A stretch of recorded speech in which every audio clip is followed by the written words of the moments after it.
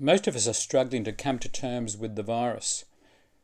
But in contrast, there are many Christian fundamentalists who are having a field day. They're seeing the virus as a sign of the end time, perhaps as a measure of God's wrath. Now, I want to spend a moment on Christian fundamentalism because it raises some really important issues for us. Christian fundamentalism began, as we know, the modern version of it in the 19th century. And there are basically two broad streams, an American Protestant and Catholic European.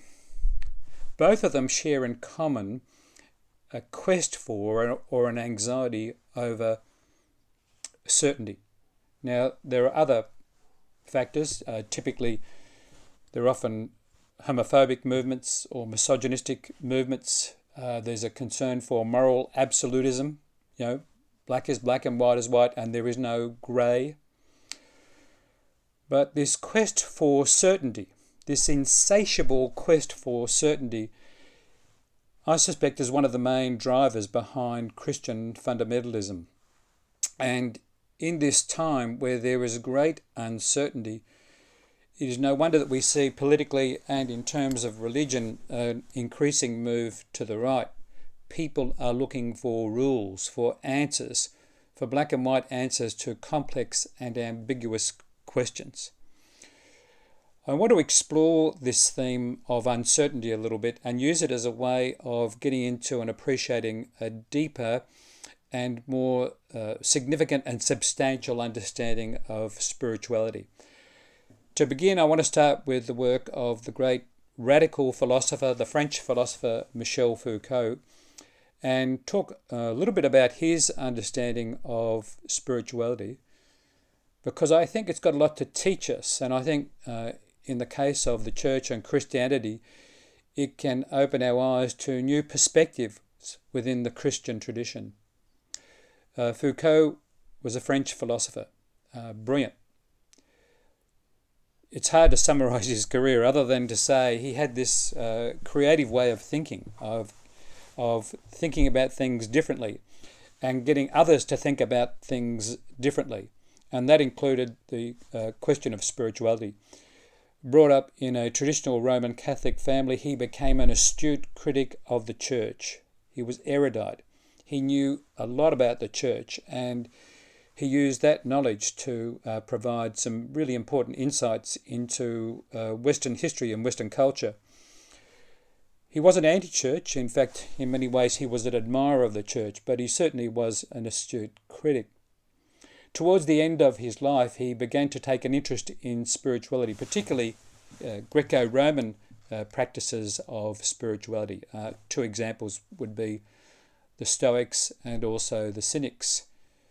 And of course, within the Christian tradition, we know that the Apostle Paul was positively influenced by Stoicism. And also Jesus himself was shaped or influenced by the Cynic movement. So it was part of a melting pot in the first century which helped shape and influence the Christian practice. In the case of Foucault, he looked very closely at ancient Greco-Roman exercises and practices, what similarities they may have had with Christian practices and how they were different. Now, he wrote presented a brilliant series of lectures called The Hermeneutics of the Subject. And in it, he really comes to grips with his own understanding of spirituality. And he talks about it as fundamentally a deep kind of transformation.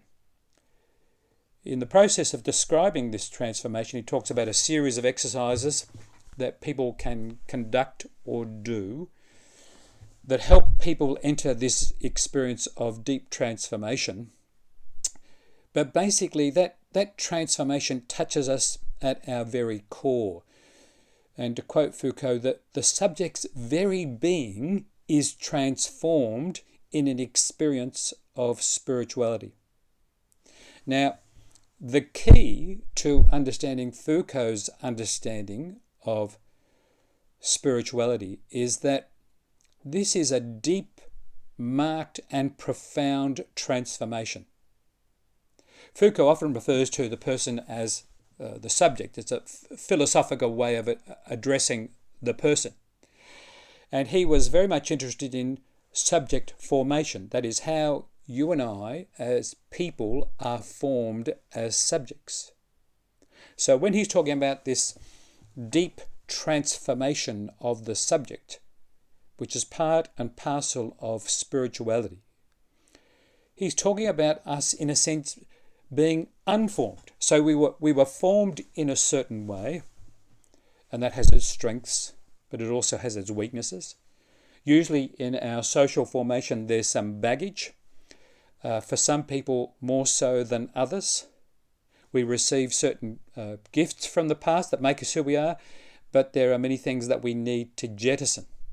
So for Foucault, the practice of spirituality, which involves this deep transformation, which affects the subject's very being, means that in one sense, as people, just as we were formed, we are unformed and reformed through this process of spiritual transformation. We are remade, undone and remade, pulled apart and put back together in this profound experience of transformation.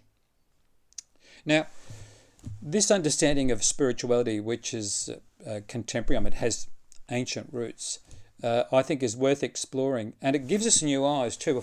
If we look at the Christian tradition, this Sunday is a day in many churches where the reading is taken from the Gospel of John, chapter 20, and it's the story about Thomas. And of course, the story can be read at a number of different levels. I'd like us to have a look at it from the perspective of spirituality.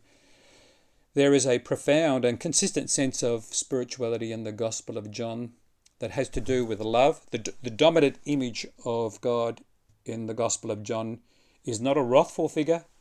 It's a loving figure, a generous figure who brings life and vitality and love to human beings and to human communities.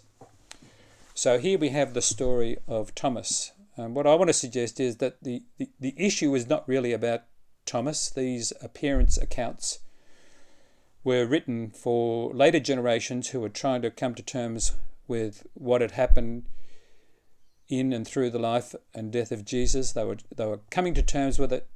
They heard these stories of resurrection, these stories of deep transformation. They were trying to make sense of it. What I'm suggesting is that the story of Thomas was designed to encourage an early Christian community late in the first century to enter into this experience of deep transformation. There's another story in the Gospel of John. It's the story of Nicodemus. This occurs in chapter 3. He was a leader of the Jews. He came to see Jesus. He inquired about the faith, and Jesus challenged him with the whole notion that if Nicodemus wanted to do the right thing, he was going to have to be born again. And Nicodemus didn't really get it. In many ways, Jesus was being somewhat Foucauldian here. That is, in the spirit of Michel Foucault, he was asking Nicodemus to allow himself to go through an experience of deep transformation, to be unmade and remade, to be unformed and reformed. Now, often we think when we read the Gospel of John, well, that's the end of Nicodemus. But it occurs in two other places in the Gospel. And the final place is at the foot of the cross where, with Joseph of Arimathea, he receives the body of Jesus from the cross. In other words, Nicodemus, in the background of the Gospel, has gone through this experience of deep transformation.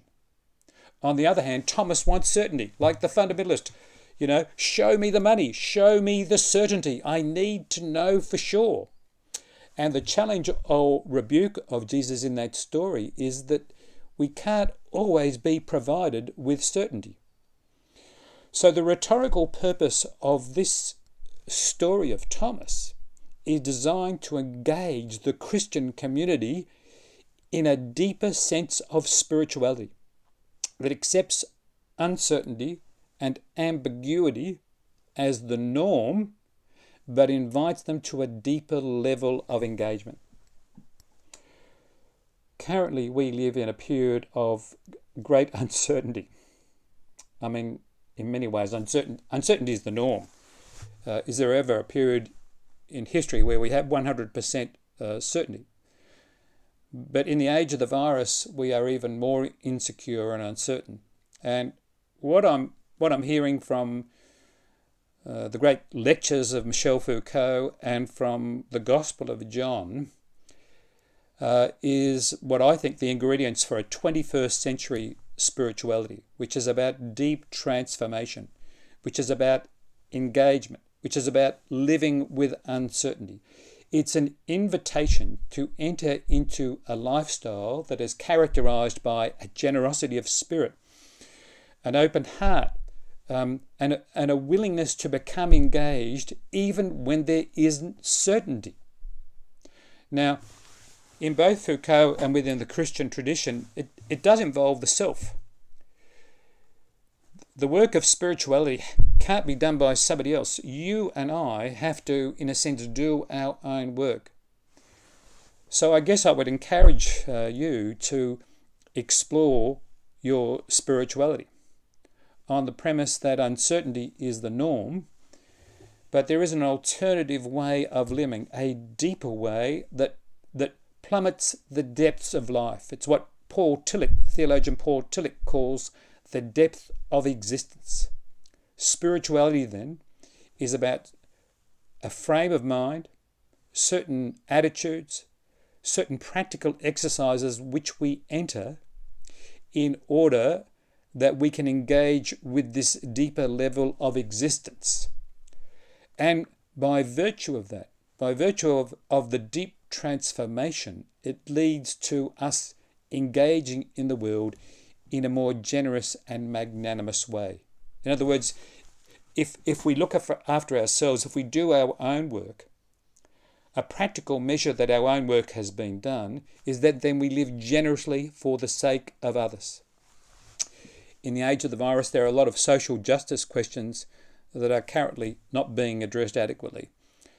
There's no doubt that the incidence of the virus and deaths associated with the virus is also related to questions of poverty. A healthy spirituality, then, moves from the self into the world and engages with these bigger questions around poverty. Why is it that certain minority groups have higher levels of comorbidity? Why is it that certain minority groups and certain countries have inadequate health care? So what I'm getting at, this era in which we live, which is a period of uncertainty and ambiguity, is also a time for discovery, to learn something about ourselves, to allow ourselves to be transformed, to follow the example of Jesus, the Holy One of God, who allowed himself to be transformed, to follow the example of Nicodemus, who moved from the shadows into the light, to follow the insights and practices of Foucault, all of which to combine to give us an invitation to enter into this deeper transformation. A period where we take ourselves seriously. We set on a daily basis exercises, reading, thinking, listening, poetry, art, whatever it takes in order that we will engage. And in so doing, as we plumb the depths of existence, we move into the world with a generosity of heart and a courage of spirit. In the name of God, Creator, Redeemer and Sustainer. Amen.